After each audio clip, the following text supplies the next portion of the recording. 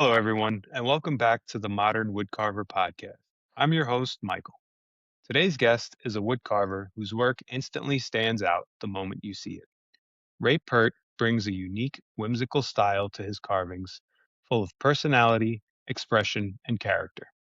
His pieces feel alive, like each one has its own story to tell, and that's something I think a lot of carvers are searching for in their own work. So today, we're going to learn more about Ray's journey into wood carving, how he developed his style, and the process behind creating these really cool, dynamic pieces that feel full of life. Ray, welcome to the show. Thanks for being here today. Yeah, thank you, Michael. It's great to be on here. I was just looking forward to this. Yeah, it's nice to finally meet you. I know we've had some interactions here and there on Instagram back and forth over a year or two. So it's nice to put a face to the name.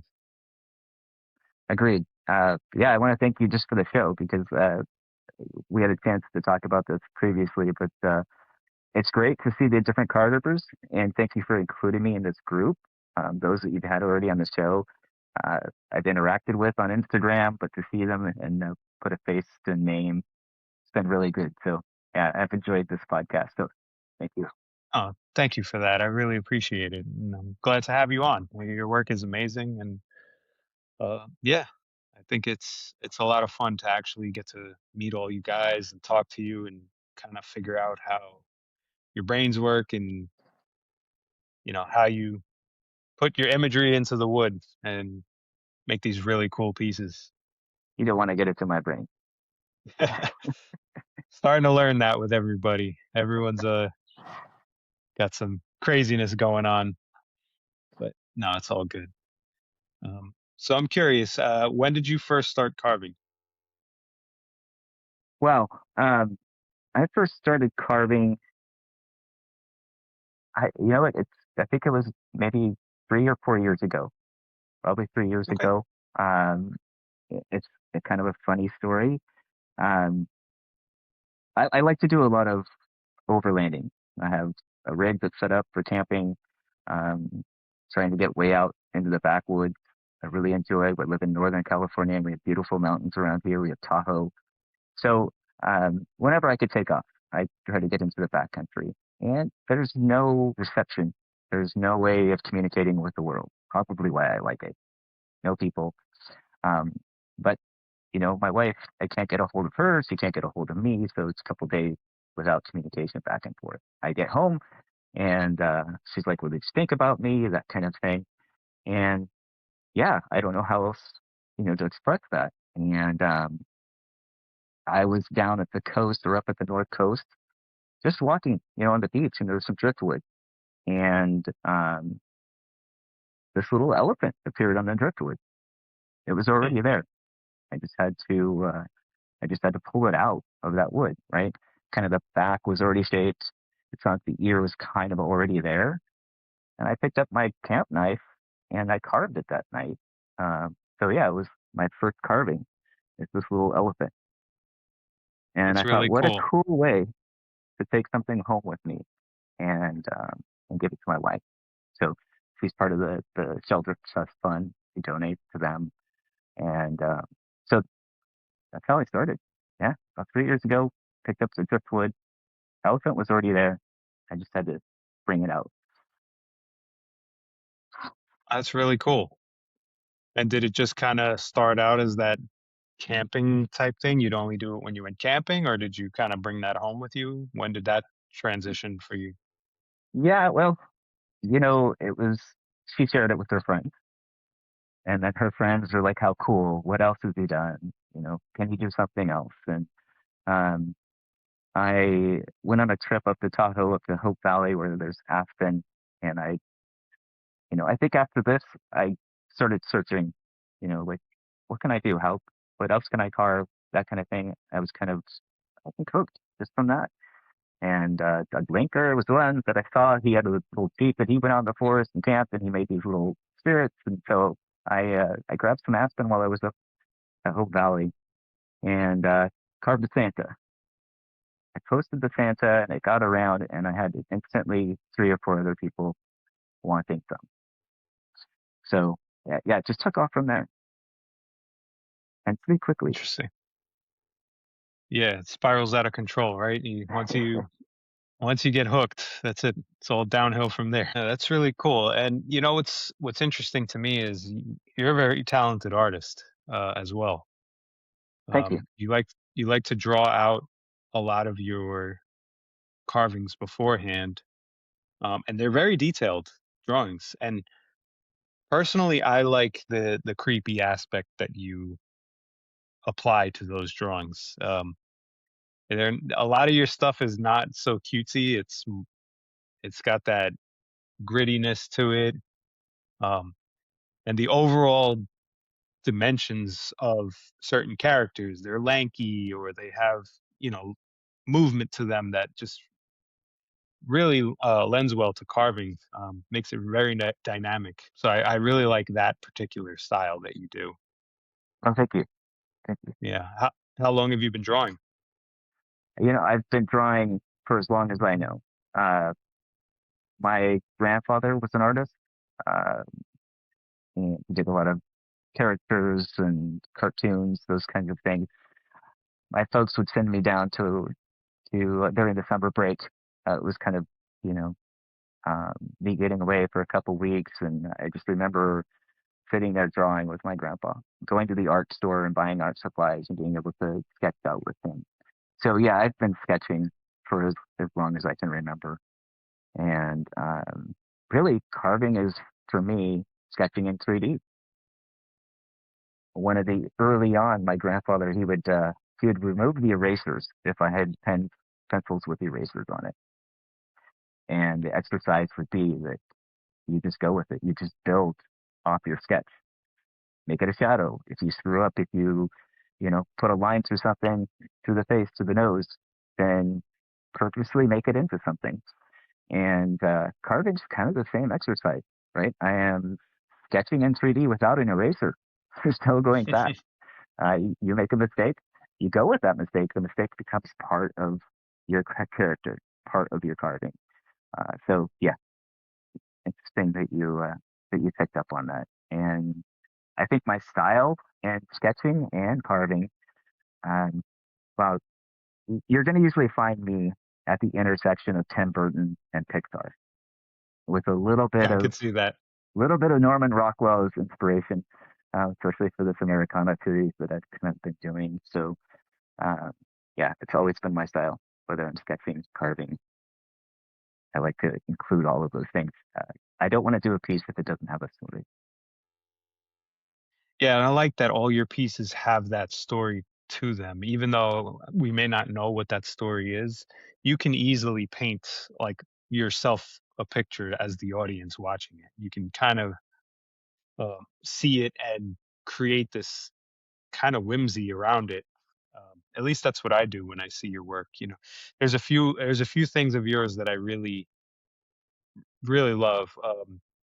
One of them is the turkey you did a couple years ago. I want to say. I just love the fact that he's sitting down. He's not like a standing upright turkey. He's actually sitting down. His legs are jutting out in the air, and he has this like almost grim expression on his face. I guess because he's going to be at Thanksgiving dinner, So, Yeah, and he's got the. Does he have the little pilgrim hat? I can't remember. yeah, Um, mhm, yeah, he yeah. does. Yeah, so I think it's just really cool, and you did a great paint job on it. Most of your stuff has a really amazing paint job to them, which is something I suck at. Uh, Take, admire. Yeah, I always admire the skill when it comes to painting. So that's one of my favorites. And then more recently, you did the leprechaun, the very tall, skinny-legged leprechaun. Um, yeah, he's he's like I'm walking gonna do through a more of those field. for sure. I always, for gnomes, everybody's gnomes have short legs. And I'm like, no, Yeah, I'm gonna start doing gnomes with long legs, just like the ones off the hang Christmas time. Like, why are people not doing these long legs? So, yeah, and I guess that's the Tim Burton influence too, right? Really skinny, long, lanky legs, but it adds so much movement. It tells the story on its own, right? Um, so yeah, I'm glad you noticed that. And for me, I Yeah. like a technical challenge too, right? I don't know. Yeah, I was just gonna say, Nobody made a comment that it stood on itself, right? You have these two that's little feet. true. It stands alone. But those are the things that I challenge myself with that I don't expect people to notice. Uh, but it's just a good challenge. Yeah, I actually surprisingly I didn't even think of that, how that he is standing on his own, with very skinny, slender legs and in a dynamic pose. It's not just a straight up and down. He's walking, knees bent and everything. So that, yeah, that's props to you for that. That's got to be challenging. I was going to point out what's more challenging is actually creating the the thinness of those arms and legs in such a larger piece. Because eventually it's got to get to a point where it'll start to feel flimsy and the pressure of your hand and your knife could snap the arm or the leg off. Um, so I've, that's got to take I've, a bit of delicacy to it. yeah, I've broken a number of gnome hats that I've gone too thin on, um, yeah, or legs, had to redo them. But I think with my style of just modular carving, it's a little easier, right? A little less vested. I can grab a new piece, and I keep the grain going the direction of the carve as well. So my bent knees, it's not one solid. It's a solid straight stick base basically that I cut and I make a knee out of, and I bend it, and glue it together so that it has that nice arc, but it just stays strong because your grain, you're not going against the grain. Okay. Yeah. See, I thought you were using one solid piece for that and not necessarily gluing up. It depends on the piece. I know the turkey legs, to get that you used extra pieces because it just made sense to do Correct. so. But the long leprechaun, I assumed was one piece. Yeah, I think I've adopted kind of my style is, again, that kind of 3D thinking in 3D sketching, but I take it a bit further, right? I like the 3D printing. I don't have one myself, but I admire from the guys that work for me. They're making 3D printed models, and you talk about people that can paint. I wish I could paint as well as them, So it does fascinate me, and my modular carvings are kind of that way. Um, I'm kind of building like 3D, just a lot slower. I'm Yeah, taking different pieces. That leprechaun was um, what was two, three, four, five different pieces.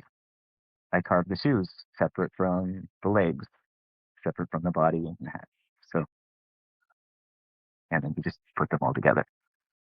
that's cool. Like a woodworking Lego, Kind of is. Yep. wood Yep. carving Lego. Yeah. No, that's really cool. I really like your style. I'm a huge Tim Burton fan as well, and I really like that claymation style, the art style. I think it lends really well to the whimsical aspect of things, which I'm a big fan of. I think most carvers are pretty whimsical, um, with what they create. But yeah, it's a nice crossover between art style and wood carving, Yeah. and you do I it really well. talked about my grandfather being an influence, and my dad was also an influence. He was a race car builder, and Cool. so as a small kid, I grew up around the welding and keeping things together and putting stuff and trying and it not working and redoing. And I'm not intimidated by any of that. If it doesn't work, I'll try something different. But I like the tinkering around. I like modifying things. My truck is a great example of that too, or even my workbench. But I purposely built. Right? It's uh, I like just customizing things, doing things a little different, figuring out how to put things together. So I like coming up with a story. What story do I want to tell? How do I get somebody? How can I trigger an emotion in Michael? Right? What can I do? And then I figure out how to build it. So if it is doing a carving modular, then that's the way I'm going to do it. I feel like carvings can be pretty stiff when they're one piece. I admire them. Like there's some talented folks that do tell a story in a very tight, carving, and I don't even go there. Um, so, I like it to be bigger, feel bigger than it is.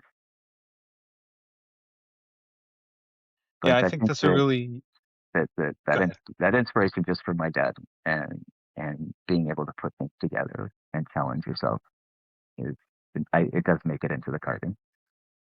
That's great. I think that's a really great mindset to have in any art form. Figure out a way to make it your own and make it happen, no matter what the restraints are. Yeah, That's really great. Is your father still around? Does he still yeah, work?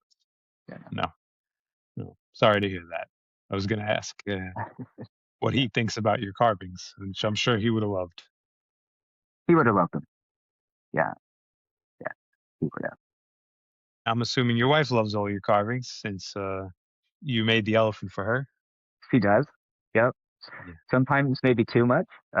It's easy for me to get lost in a carving, and I could easily just stick out here in the works, in my workspace for 5 hours without checking in. Just drinking, no, I lose myself in it.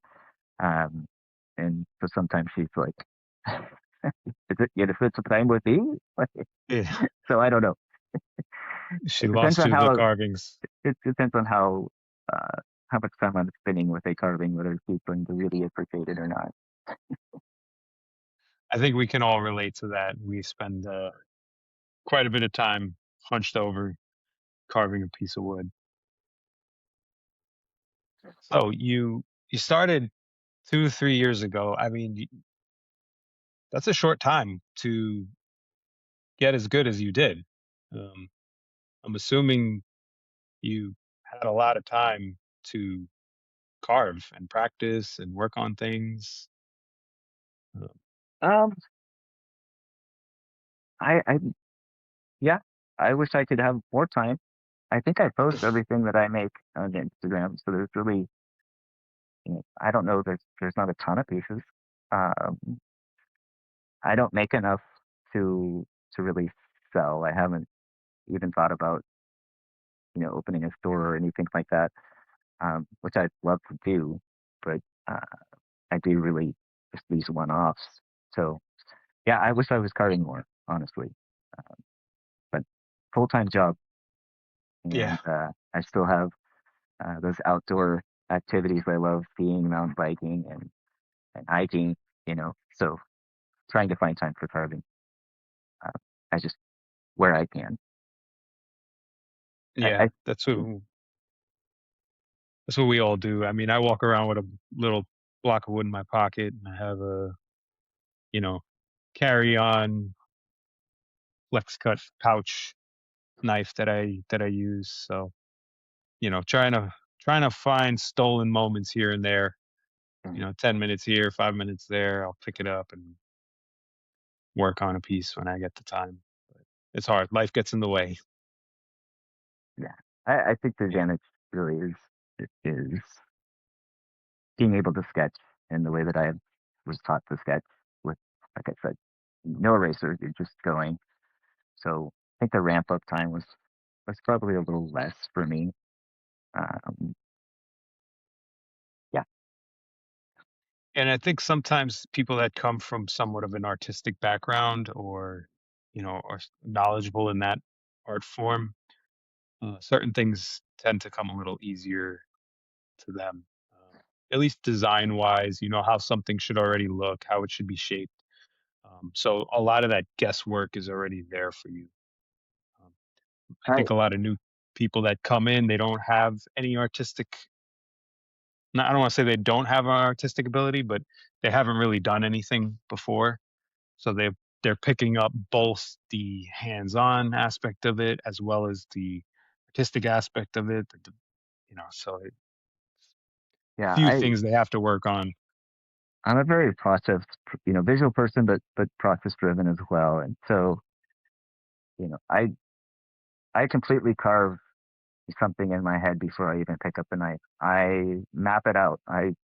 I love mind mapping. I don't know if you know what that is, note taking in that, but you have that circular item, that you're going to do, that task, whatever it is, and then you just have, you know, a fluid motion of all the different things that you're going to touch on around that center piece. And that's the way my brain works.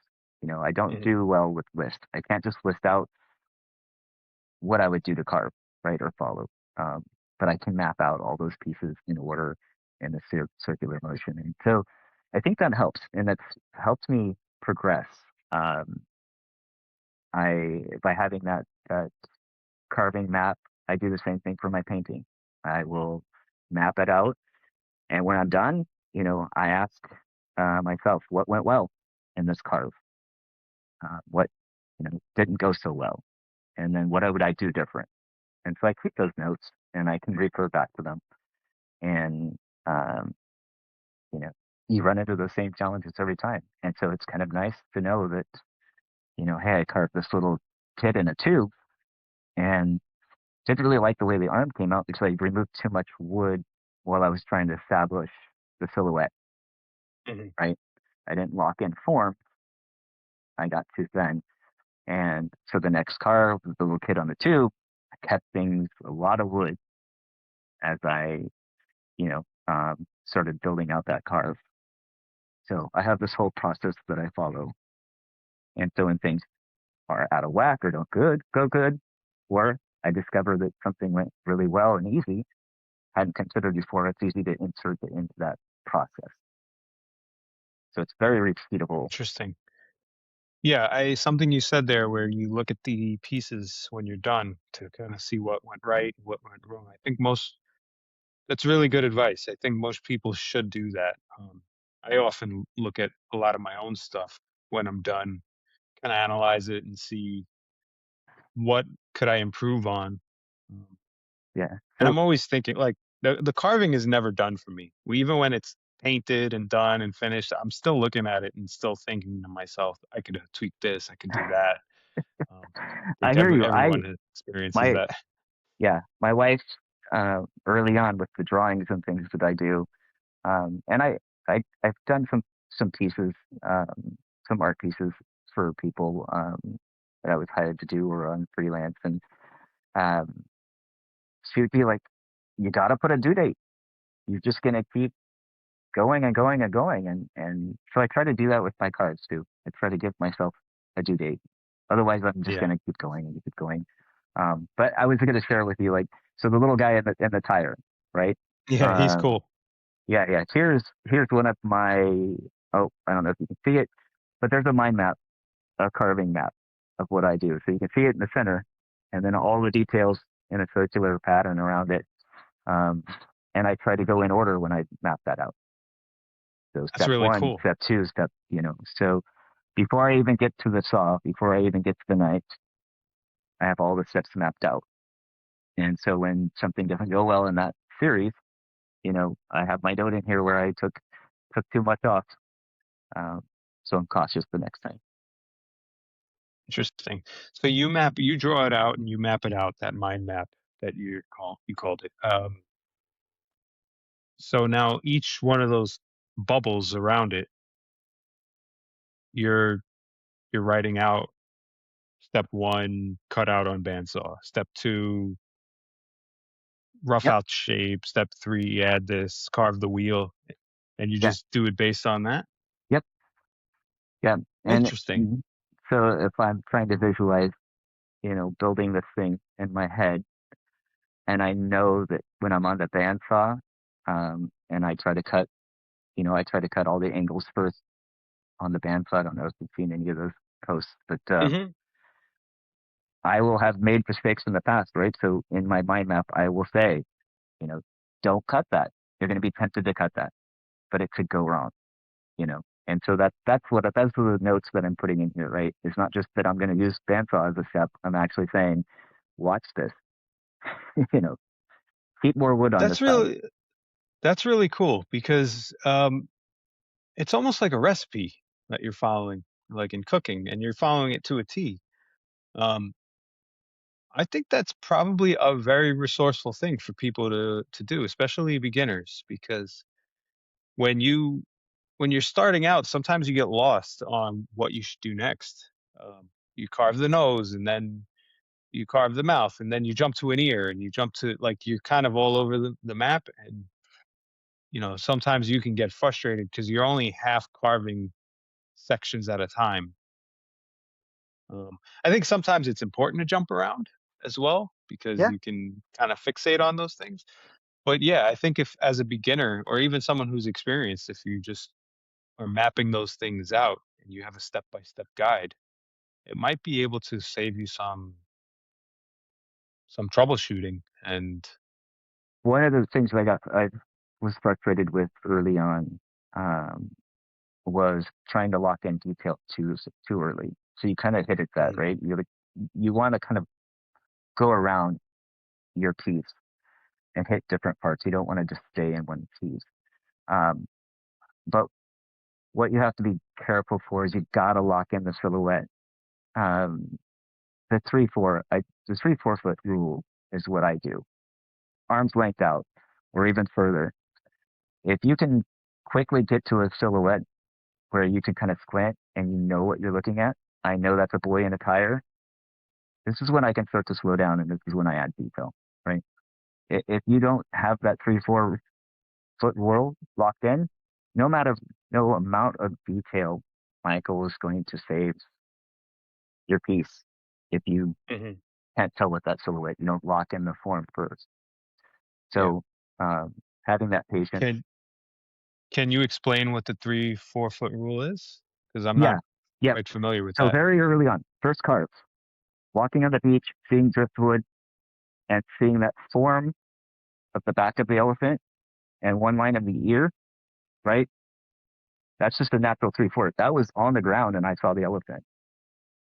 Mhm. You know, all I had to do was pull it out.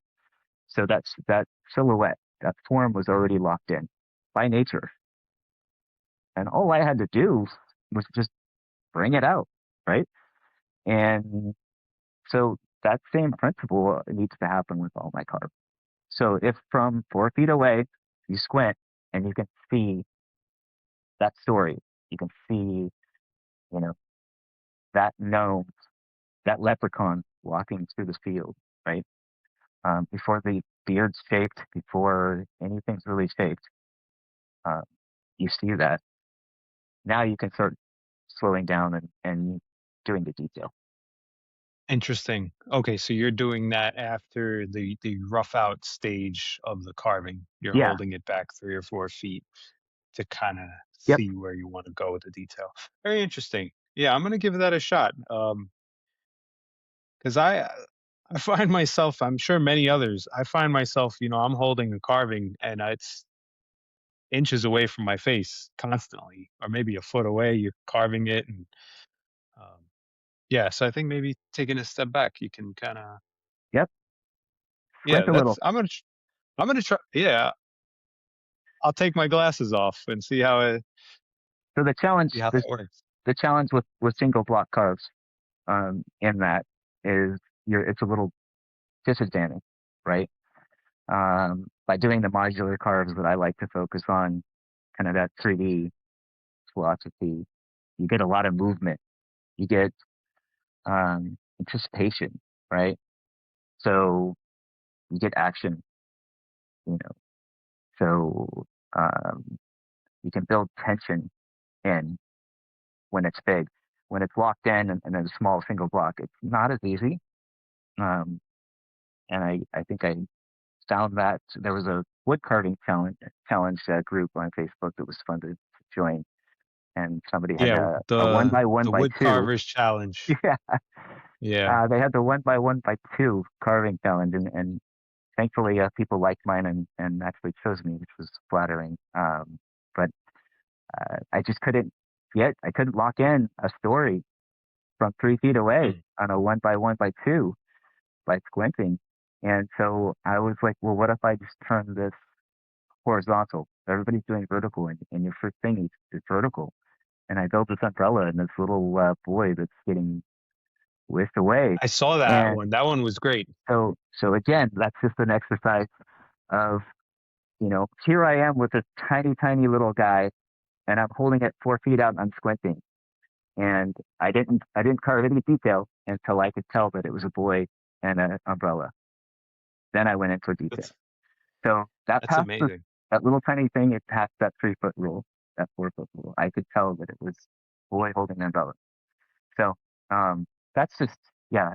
If you can take anything from it, and something I've learned and helped me progress fast. Yeah. You definitely deserve the win for that one, by the way. I took part of that challenge as well. I think I carved a gnome. I knew I wasn't gonna win, but um, I saw that and I was blown away. I was just the dynamicness of how you got that in such a small space is incredible. And then I just love the fact that his leg is up in the air and you captured him blowing away so perfectly. And then the paint job, of course, is great. Oh, thank you. But yeah, no, that's really cool piece. And I did see some copycats from that. I saw a few people attempt their own, which was Good, cool to see. good. I love that. Yeah. I, I I share all my drawings with anybody that asks. Um, yeah, nothing's up. I saw, did you I think at one point, maybe I'm mistaking you with someone else, but I think at one point you put up a few drawings on your Instagram page and you said you just didn't have the time to carve these ideas and that everyone was welcome to try their own. Yes, Was that you? that was me. Yeah. Yeah, and there was two of them that I really wanted to try. I can't remember which ones they were, but I have them saved on my Oh, phone, good, good. and I will one day do it. But I thought they were I really have great reference so I drawings. have so many, and it's just not fair. I'm always sketching in my notebook, going, "Oh, this would make a perfect card. This would make a great card. This could be, yeah." So I should share more. I didn't realize that people enjoy that. So I had a few people share that they carved them, which is exciting. So yeah, I don't mind sharing those at all. If there's people out there that want them, I have lots of ideas. I think people would really love to see it because not everyone can draw, and they can't get those reference lines so easily. So they're sketching them crudely on the block, and I think sometimes it helps for people to actually print them out. They can glue it to the block, shape it on the bandsaw, and then still have the reference drawing without, whittling it away. Uh, I do at least three. I try to do four yeah, different views. I like to do a 3/4 view, and then I like to do front, back, and side. Uh, yeah, that's so really cool. yeah, again, that's part of just carving it before I even get it in my hand. That's a really cool process that you go through. That you're able to sit down, think of an idea, an original idea at that too, which is not easy, and then draw it out the way you do, and then carve it almost exactly how you drew it. Yeah, sometimes the wood doesn't want to go the way I want Yeah, it to go. Sometimes you have to think. yeah. Well, that's where being experienced, comes in handy. You can kind of adapt and tweak things on the fly. So I'm sure there's room in your mind map for tweaking. Oh yeah, yeah, Yeah. So what kind of tools are you working with? Because some of these things are detailed and small and awkwardly shaped. You can't just be doing that all with a knife. I don't think so. no, um, no. It's definitely a process, and it changes like every carve. So yeah, I start with power every time. I'll start with the bandsaw as my favorite, but I do have a scroll saw. I do have hand saws too. Sometimes it takes a little bit of both. I have the micro hand saw, which is great for these little characters. And again, just locking in that silhouette, just crude, fast and crude, just going. So go from bandsaw. I have a band sander as well, adult sander, little 2 inch, and that will remove wood pretty quickly. And I get the form down, get soften some edges real quick, and yeah, and then I'll even use I have the Freedom flex shaft, which I really love, and Okay. uh, I'll use the cuts all burrs to kind of get things again just down to where the form makes sense. And then that's when I slow things down and I grab the knife, I grab the gouges. Uh, I have I've made a ton of micro files, so it's got the wood handles, and I love using these. So a lot of my work, you'll see a lot of files. Um, Also, this little wood handle is a micro drill bit holder.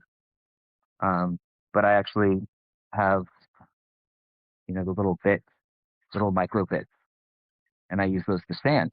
So very controlled. Hmm, So I'm using basically what um, Dremel bits, but I'm using them to sand.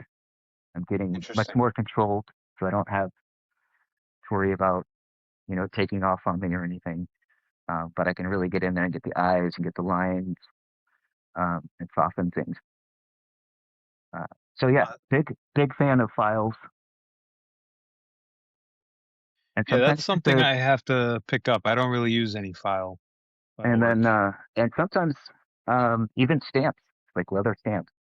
You get nice texture. So basswood, you can do impressions on basswood and get nice shadows by pressing the wood Hmm. and not necessarily removing wood. So Oh, uh, cool. I do enjoy doing that. Like those little brass punches, right? That they use for leather work. Yeah, yep. I don't know if you can, probably not in here.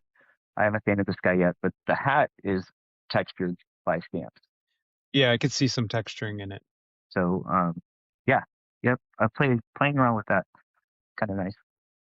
Oh, that's a great idea. Utilize what you have and, gives a really unique texture to it that you can't achieve with a knife. That's cool. I like the out of the box thinking when it comes to your work. Yeah, Um, getting that tinkering, right? yeah, that's I pretty see it. cool. I see it in my head. I draw it, and I want to make it just the way I draw it. So sometimes you have to figure it out. Make your own Yeah. tool. And what kind of knife do you use, Ah, what or kind what's of? your I have go-to? so many knives, and again, it depends, right? Don't we all? If I'm roughing out, my Mora knives are my favorite. Um, and then I have the micro, flex cut knives. Yeah, those are good. And do you predominantly carve just in basswood, or do you use other materials? I know you mentioned driftwood that you found at the beach, and do you find Yeah, wood on your excursions out there? I do. Yep. I like the softer woods. I like the aspens, the whitewoods, the basswood. But in some of my characters, like the hands and things, like the clown hands, you got to use hardwood. So I will oftentimes use like maple or different hardwood to shape the hand. Try to get the detail in those. Yeah, and I guess that's the benefit for using, power tools to shape your wood. You can use those burrs to easily remove the material, shape it a lot easier. Otherwise, you'd want to, kill yourself using the knife on the or gouge on a block of maple or walnut. Right. Right. Now, you mentioned you're in Northern California, so Yep. I'm assuming you're near the redwood Yeah, they're not far forest. away. I'm closer to Tahoe, so Okay. more of the cedars, but yeah, the redwoods are close by too. Have you been to the redwood forest? Oh yeah, yeah. Yeah, I heard amazing things. One day I would like to see those trees. Oh, Uh, it's I see unbelievable. the Just pictures. yeah, until you Kind stand of next hard to to it believe. or even drive through them, um, you just can't believe, can't even fathom the trees, the size that they are. It just Yeah. feels so small.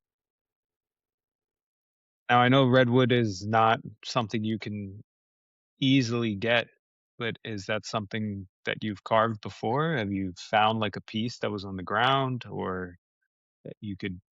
No, I haven't. I haven't carved anything with redwood. I'd like to do some Okay. bigger pieces. I would like to do some chainsaw carving at some point. Uh, but and redwood is supposedly good for that, right? It doesn't rot. Yeah. It keeps its shape. Yeah. I would imagine it's kind of like cedar almost. That same porousy, lightweight Yeah, I think the type of. challenge is that the grain is wide, right? So small pieces like I like to do, you need tight grain. That's where the basswood's Yeah. good. The maple, the cherry, Yeah. those are all good. Yeah, I feel like a redwood piece would look really cool. I guess it would depend on what you're doing, but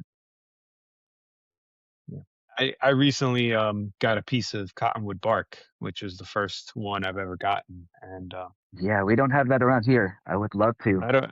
Yeah, I don't have it around here either. So it was nice. Somebody sent it to me, and I fell in love with it. I think it was really fun to carve. Very different from basswood. Um, very crumbly. You kind of look at it and it carves. Like you. So it was interesting because you're going with a specific shape, and sometimes things splinter off, and or the bark kind of broke off a certain way, and you have to really adapt very quickly um, to figure out how you're going to fix whatever just broke off. Yeah, yeah, So I thought it was a lot of fun, and I definitely want to get my hands on more. And I want to try some other type of species as well. I mean, I've carved maple and cherry, and wasn't enjoyable, but yeah. You're right. You kind of want to stick with power on those. Um, yeah, the cherry was fun. I I did a comb for my barber. I love bartering, by the way, with with carving. Love trading. I that's don't think cool. I've paid for a haircut now in months and months and months and months. So grateful that he likes carving. But yeah, I did a custom comb for him, and I'm going to do a beard comb for him next. And it was fun. It was fun carving that cherry wood, figuring that out. I've made a comb, but I've used power tools, table saw and a bandsaw and things Yeah. like that. I never carved one. Maybe I should give that a shot, see how it comes out. But I have carved out of mahogany or sapele. That's really fun to power carve. It carves really well. It looks really cool. It's got that deep, rich, reddish color to it. Takes oil really well. So, yeah, if you get your hands on some of that, I think you could do some really cool things. How did you get into carving? So I've said this before. I've been kind of carving on and off for about 10 years. I come from a woodworking background, and I worked in a wood shop for many years and stuff. I was always interested in woodworking and building things and making things. Carving was always kind of there. I did enjoy it when I was younger. I tried a little bit. Um, and then I didn't really get into it until when my daughter was born about 7 years ago. I couldn't run the machines. So I just wanted to sit down and get my woodworking fix in. And carving was just a nice, quiet way for me to do that. And it kind of gave me the time. It's very flexible. I can carve for 10 minutes and run and feed her, change her, and then come back and carve for another 5 minutes and then go play with her.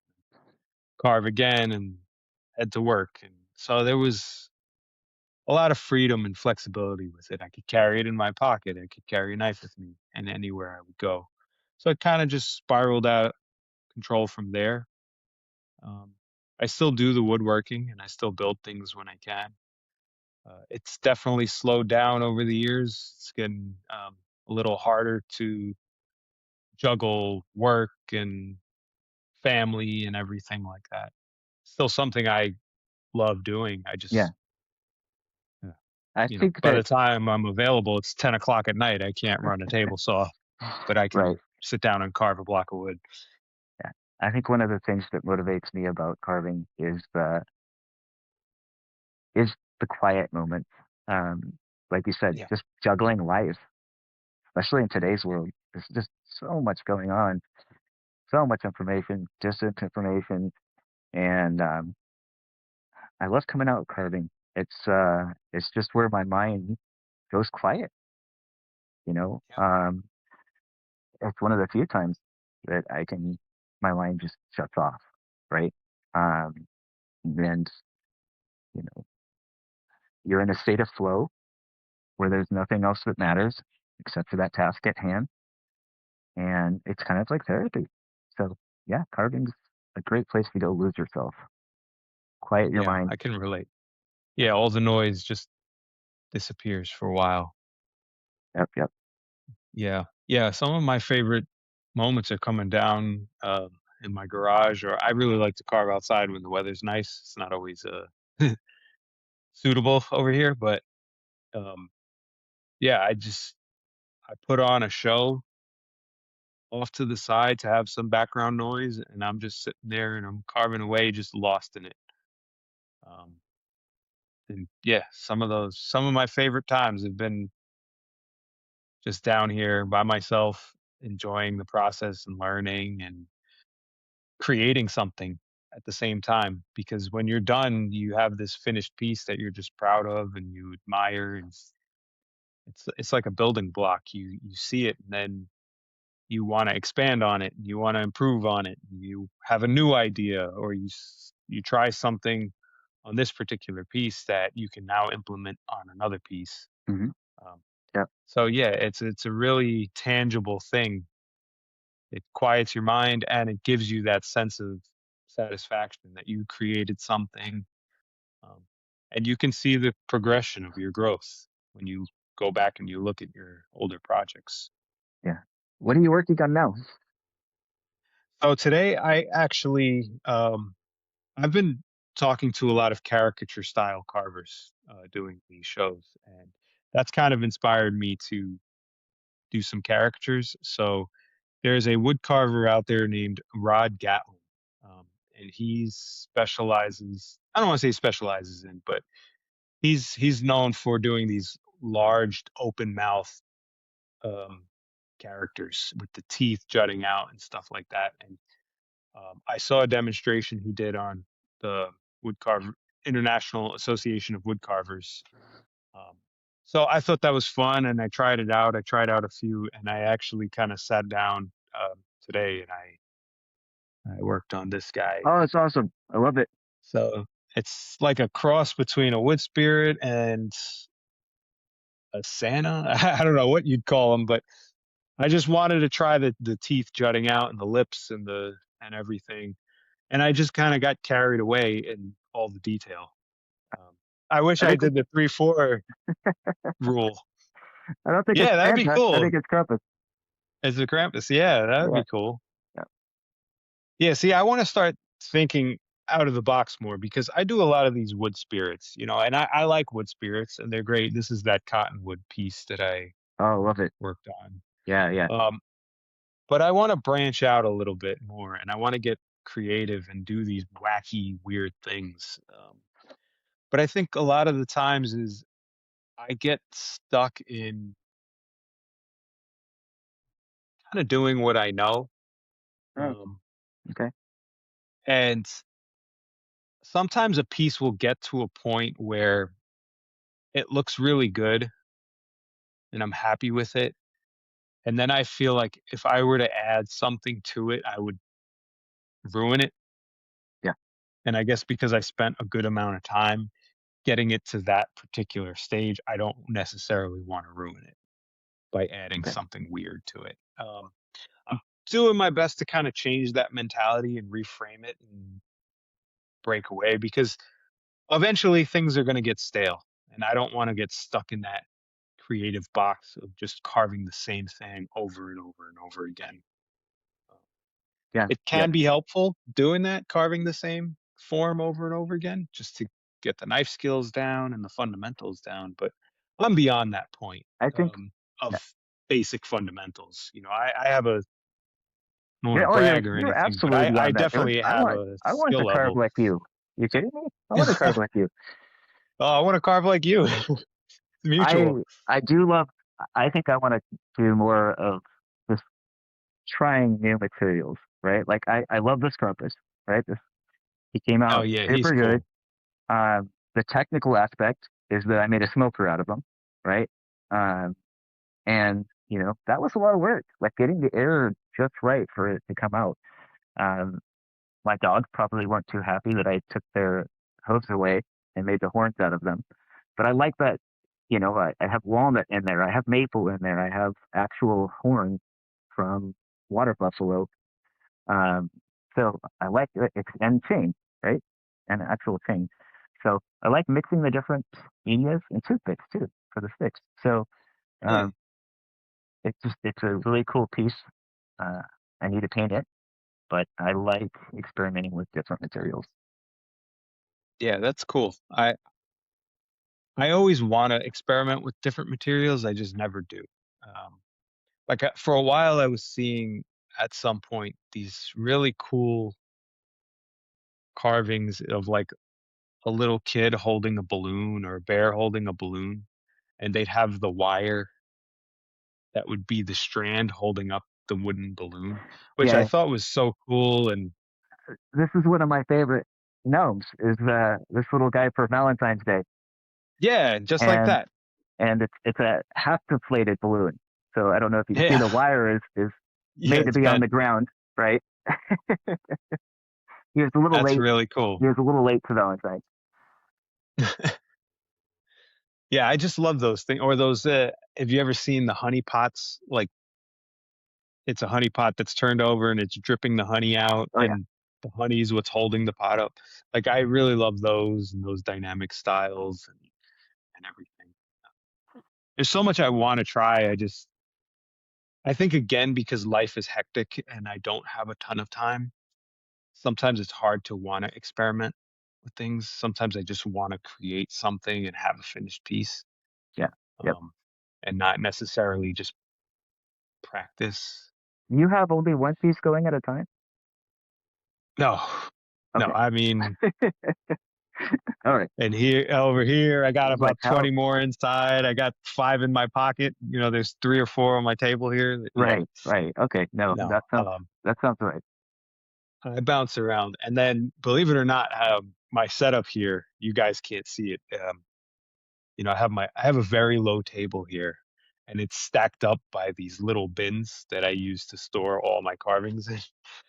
So, in underneath my computer here, there's two bins filled with finished carvings. Um, just because I don't want to keep them around, they're gonna fall and get dirty. Or yeah, there's a lot of, and then I have my whole reject bucket off to the side here. It's one of those 5-gallon Home Depot Oh buckets. I yeah, have two yep. of them, just filled to the brim. I try to use that wood too. I don't know if you saw Yeah, I do too. this this little guy, but that is all from discarded wood. So you can see the saw, Yeah, the rough out, and just a little monster, um, just pieced together from all of that wood that just sat in that bucket. So every once in a while, I that's like cool. to just grab it and see if I can make something out of it. Yeah, sometimes because I'm lucky enough I have a bandsaw as well. Not everyone has one. When I'm doing these larger pieces, I have a bunch of blocks that are 4 inch by 4 inch by 8 inch. Um, so a lot of times when I'm roughing out those blocks to carve something, I have these really weird, odd shaped chunks off the bandsaw, and I save those.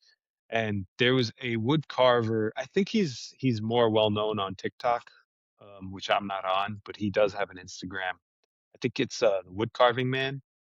His name's Isaac. Um, he At one point he was doing a series where he was reaching into his offcut bin of these weird off shaped profiles, and he was creating like little monsters out of them. And I thought that was a really cool idea. So I kind of save those offcuts, and every now and then when I'm feeling adventurous and just you know not kind of caring what I'm gonna create, I'll do that and let the shape of the wood dictate Hmm. what the final piece is gonna come out. Kind of like your elephant.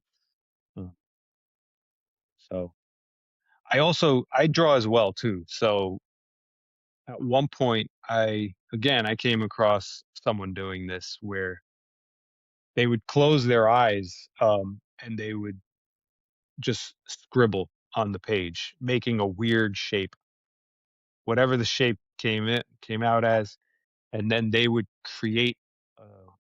character based on the shape. So I've tried that exercise a few times, and that worked out really well actually, because you can kind of start to see things and see these shapes a little bit differently, and you're not stuck to that one dimension of making a face or drawing the same Yeah, googly eyed character.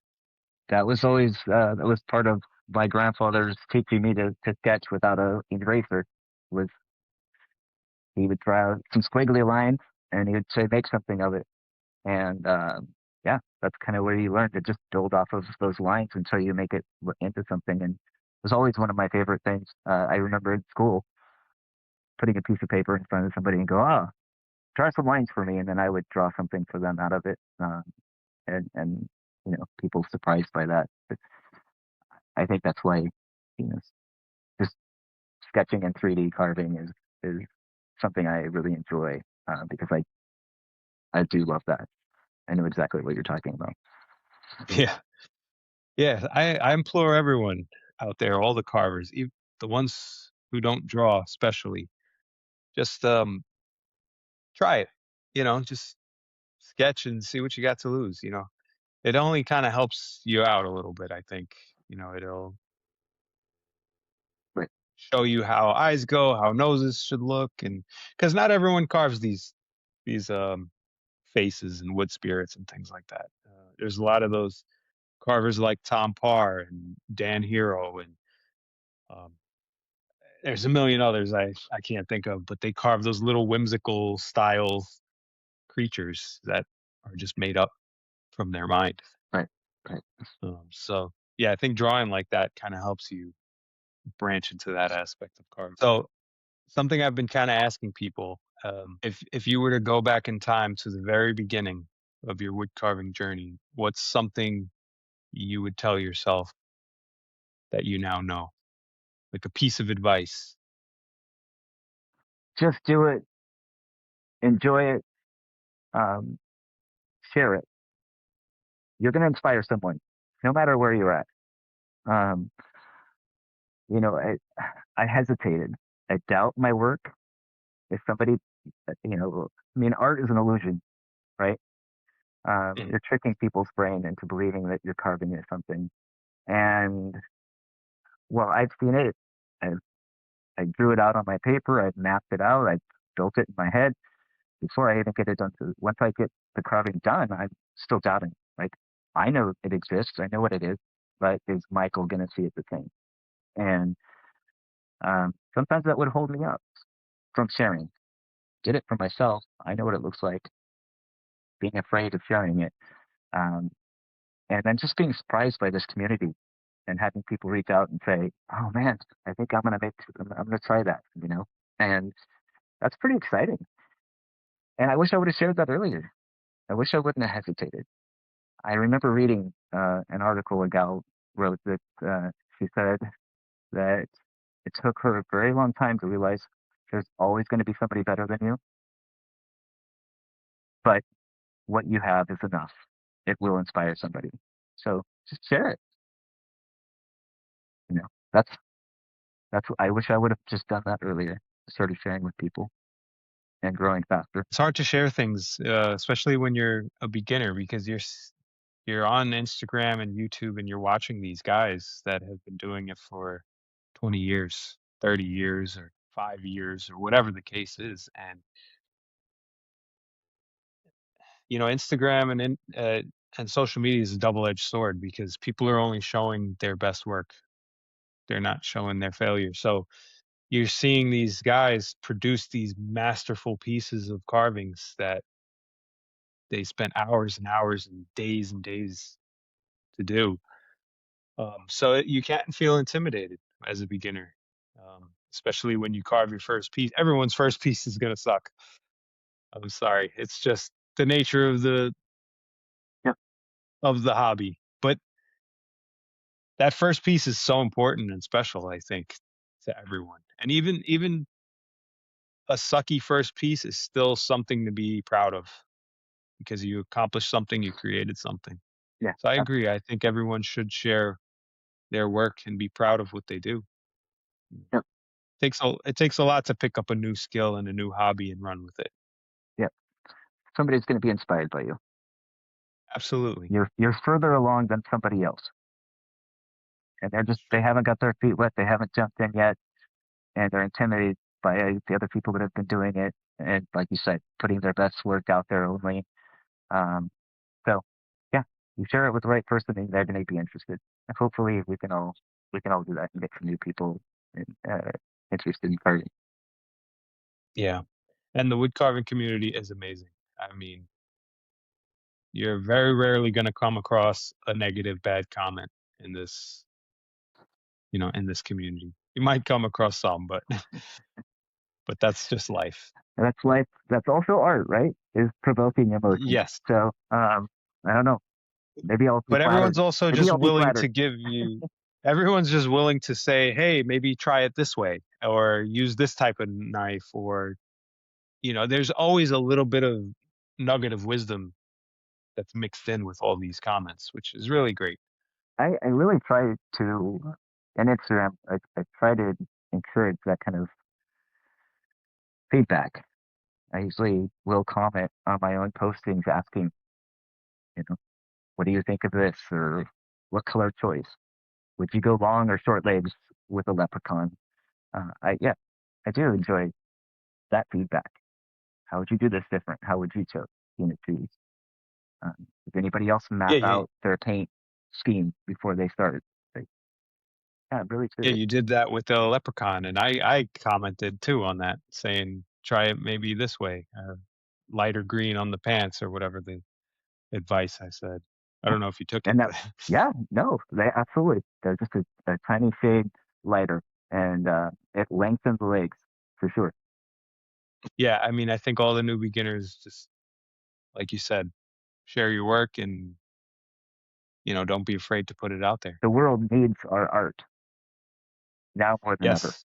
So share. Um, Ray, before we wrap it up, where can everyone find your work if they want to follow you and see what you're doing next?